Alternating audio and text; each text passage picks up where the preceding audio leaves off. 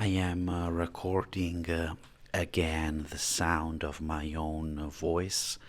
I am trying to build something out of my voice again. Um there will be a story.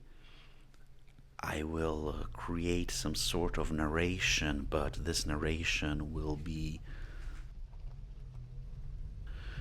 what is important is to build something out of a voice. And I was thinking of starting from something that I dream, starting from a dream tonight. I was dreaming about I was in a forest, and it was dark, and I had some rolls of 16 millimeter film with me. Um, I was carrying in a white bag. I was carrying this film, and all of a sudden a woman appeared in the dream, and she told me that I should reverse the film, the 16 millimeter film. I should reverse this film on video, on digital, and she gave me the name of a lab that was that according to this woman, this lab was very good. They had a very good scanning system to transfer the film into digital, the footage, the 16 millimeter footage into digital. And she told me this lab is so good, you should use this lab. And all of a sudden I found myself in another dimension, in another scenario. The dream changed completely, and I was driving my car, and I had a plastic crocodile, a toy crocodile, the model, the toy of a crocodile, a green crocodile. Um, and that was it.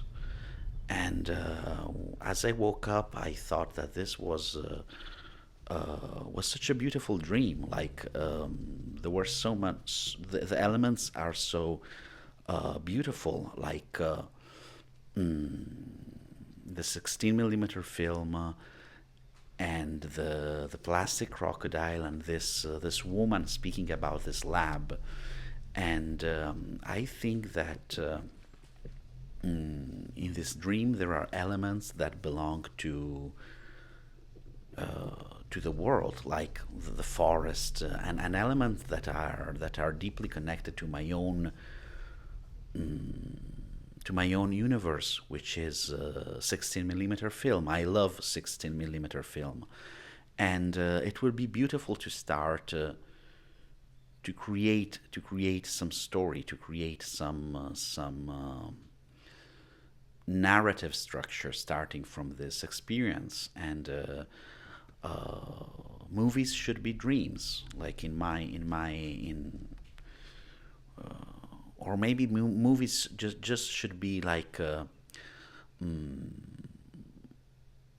structures that simulate, that imitate, that the structure of the dream, the casuality of the dream. Dreams have many elements, but why the dreamer always chooses some specific elements, why the dreamer always focuses on a specific object, a specific light, a specific environment. Everything is so subjective and is so precise, and it's very difficult to be as precise, as honest, as focused as when I'm dreaming. I feel that my entire thought process is the process of the dream itself. Like when I am dreaming, I am extremely focused, and the images are so sharp. I am dreaming like 4K, 8K, I don't know, like 16K images. Like the images are just so sharp, so perfect, and the dream is so I don't know, like the structure is so pure and I can see things so clearly, and this makes me, and I'm so excited, and I wish there was some way to replicate that feeling when I am filming reality.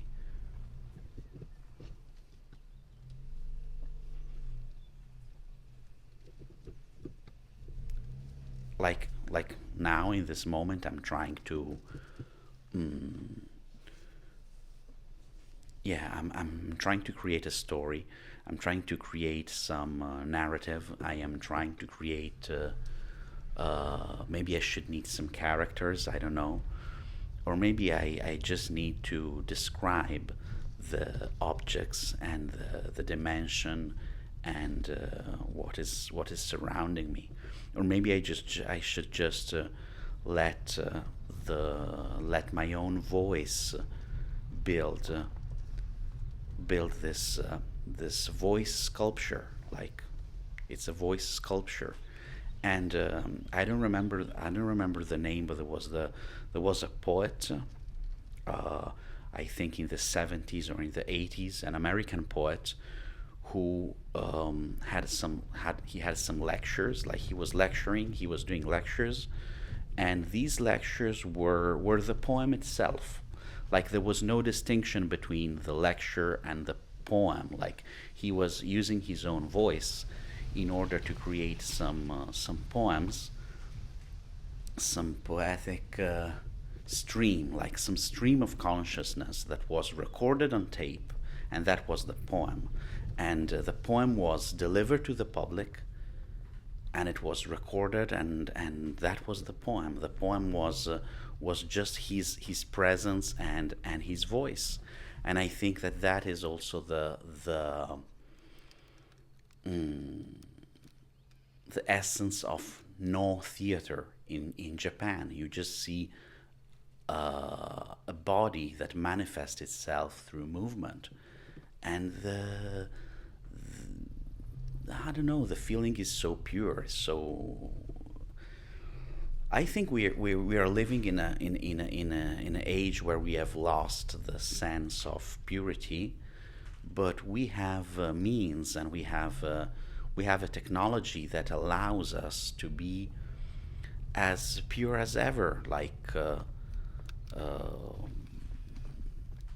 the traces that we can articulate are just so simple, so direct, and I like this. I like.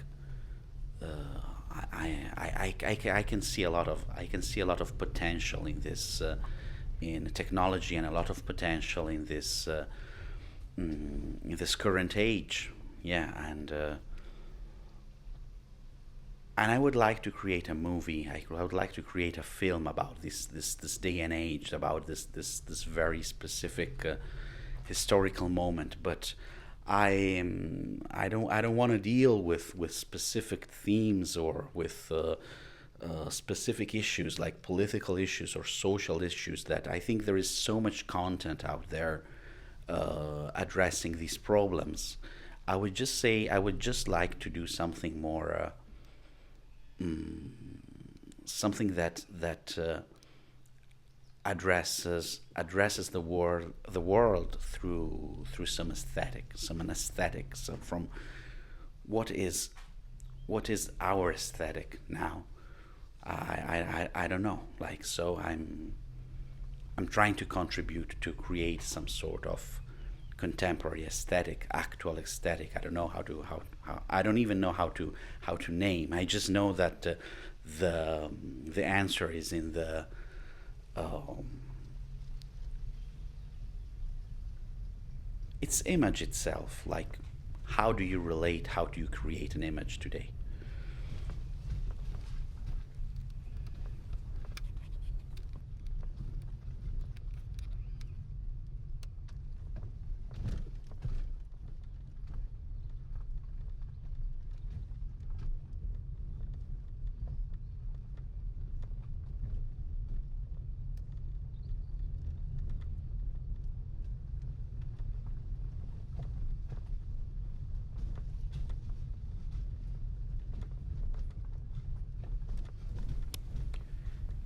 Creating a voice message or a voice sculpture, like creating these messages, is like creating, is like voice dreaming, is like create a dream through the voice. Um, what I like in dream images is that there is no, or in dreams in general, there is no such thing as a competition. I don't feel. I never had a dream where I was competing with somebody, or I was competing about something. It's very rare for me to have such dreams, and there is just creation in dream. Like there is only um, an attempt to to create beauty out of memory, out of the substance of my own mind. Like my own mind transforms into very beautiful images. I generally have beautiful dreams, and this inner substance becomes beautiful, and it becomes and sleep makes it sleep transforms this awareness into a very beautiful experience. And I think that this voice dreaming, this dream voice, this dream sculpture, or a voice message, I don't know, but this attempt is it's an attempt to make my voice as similar as possible as the voice in dreams, or trying to be aware of my own voice through my body, through my spirit, through my inner consciousness, through my consciousness. I'm conscious about my voice, just as in dreams. I am conscious of the beauty of consciousness.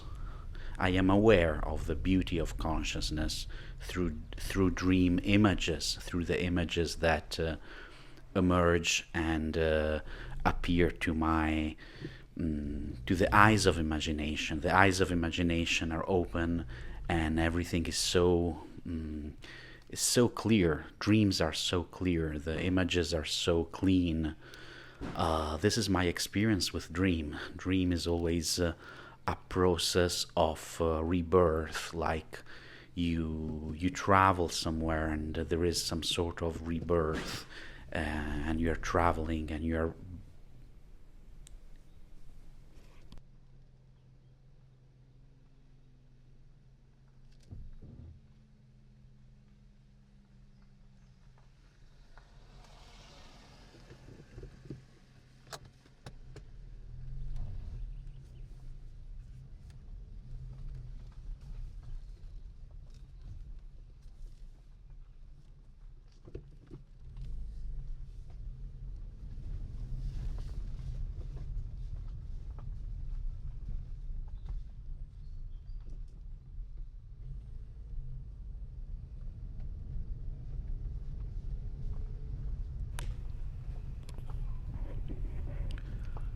I think that all my voice messages, this voice message, and all the voice messages that I have been creating and sending through my phone to my friends, all my voice messages were voice sculptures. Each one of them, like if it was a love note, or if it was, or if I was angry, if there was rage, if there was love, if there was friendship and affection, or just concern, or even if there was just something banal, something. It was always the voice message is always a voice sculpture. It's something that voice, sound is everywhere, just like light and sound are everywhere. I am surrounded with light in this moment, in this room, and I am surrounded with sound. I can hear there is a child. It's not so far from here. It's out from the window there is this there's a child who's playing, and there is a guy, there is a man with blonde hair, and yeah, I'm watching these images, this scene, and this becomes the images become sound, become voice. Through the voice, I can transform the space into an image.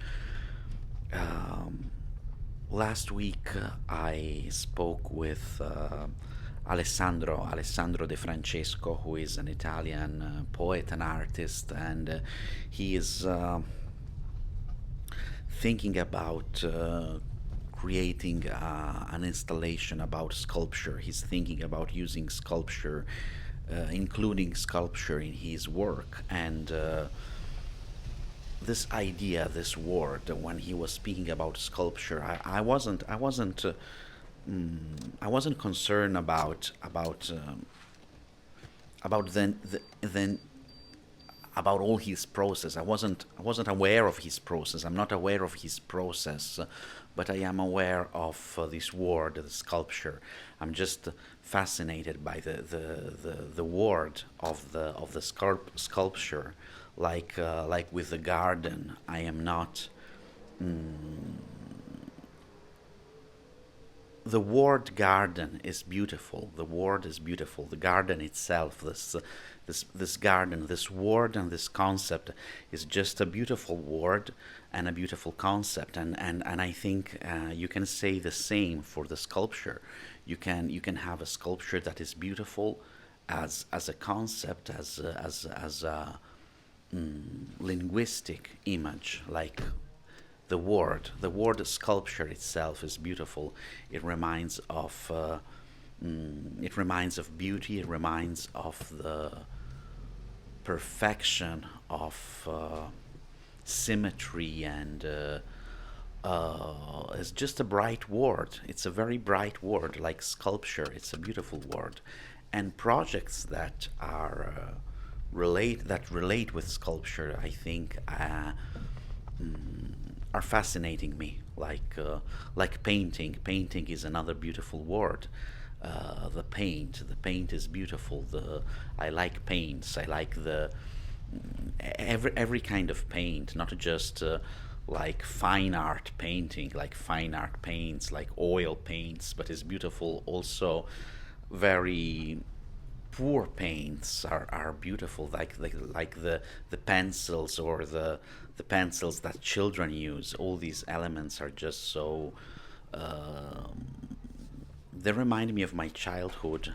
They remind me of having my hands full of muddy colors, and all this is the sculpture, the garden, the paint, the painting. These words are beautiful themselves. It's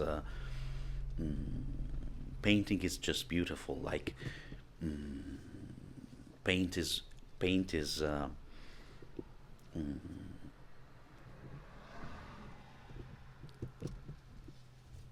is enough. Sculpting is enough. Voice is enough. An image, a video image is enough. A film image is enough. Uh, I would like to reach a point where I only need very minimal elements, a few touches, just to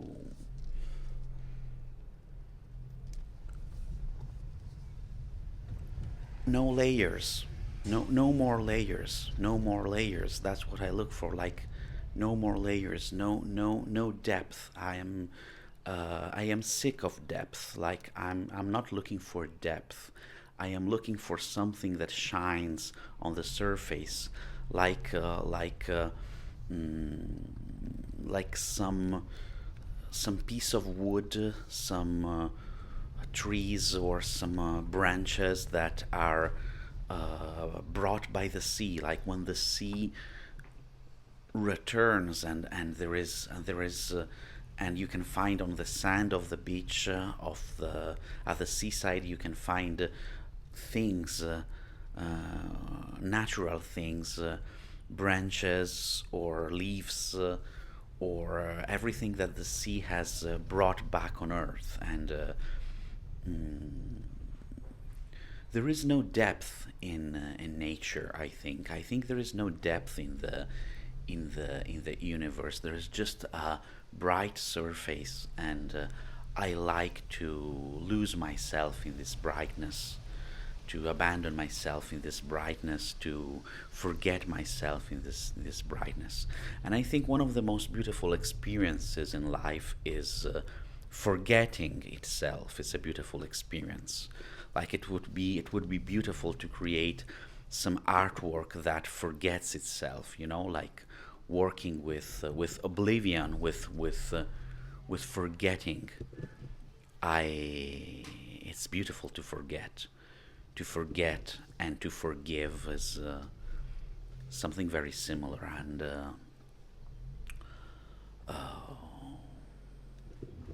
it's beautiful how film images, movies that are shot on film, after a certain amount of years, they start to fade away from the film, and so movies that are recorded on film, that are filmed on film stock, after a certain amount of years, they start to fade away. The movie starts to decompose, and at the beginning, the image becomes like reddish, like there is like this red aura around images. The shadows, the blacks, becomes red, and it is a very organic look, like if images were created with the color of the liver of the artist, of the filmmaker. And so the images become red, the blacks become red, the green become red, and then slowly the process of decay starts, and the original colors are lost. It is extremely difficult to understand which are the original colors of a movie, not just on film, but also on digital. Like colors change. Every screen is different. Every device is different. Like sometimes you watch a movie on your phone, or you watch a movie on the television, or at the cinema, or on so many devices, on a tablet, and the color changes, the sound changes, the impact changes, and who knows? Like there is we'll never know the color that. Even, yeah, you can do tests. You can test the color. There's so many way to calibrate the screen, but I don't want to speak about that. Like it's just that no matter how much you calibrate, no matter how much you measure the color, and you do color correction, and whatever, like, but color is still a mystery. Like color is the deepest voice, the most difficult voice to listen, and I don't think that color is a product of reality. Color is a product of our eyes, of our heart, of our senses. Like color is just this living thing. And so I was saying that whenever I do these voice messages, whenever I send some voice message to somebody, I am creating sculptures, and these voice messages are voice sculptures, and that's it. Voice creates something. Voice investigates something. Voice is the dream. The dream and voice are the same thing. So there is no real distinction between a dream and something that forges my voice, that creates my voice.